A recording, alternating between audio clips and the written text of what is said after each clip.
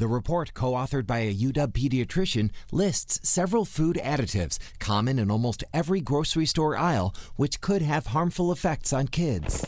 Here are some of the foods the researchers are concerned about. Hot dogs, certain canned goods, foods with food coloring in them, and cured meats.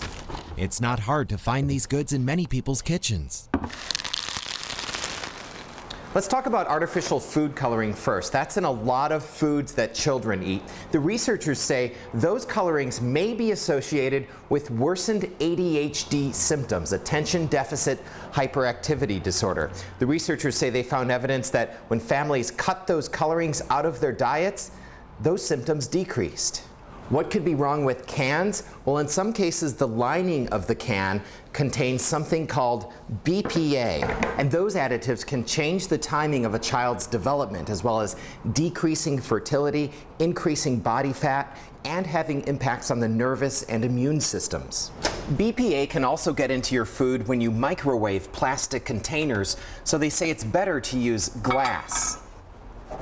Nitrates and nitrites are in a lot of cured meats like pepperoni, lunch meat, and hot dogs. The researchers say those can interfere with hormone production and the blood's ability to deliver oxygen in the body. If you're concerned about additives in your food, it's important to read the labels. For example, some canned goods no longer use BPA in the liner, and they say so right there on the can. And then I found this in the frozen food section. It's a dinner which is served in a bowl made from plant-based fiber, so you avoid the risk of BPA. The pediatricians also recommend you eat more fresh or frozen fruits and vegetables and fewer processed meats, especially during pregnancy. Avoid plastics with recycling codes 3, 6, and 7.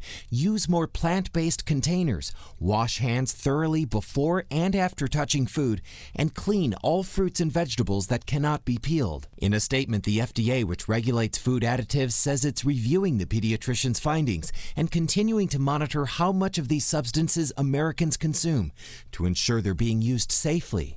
Ted Land, King 5 News.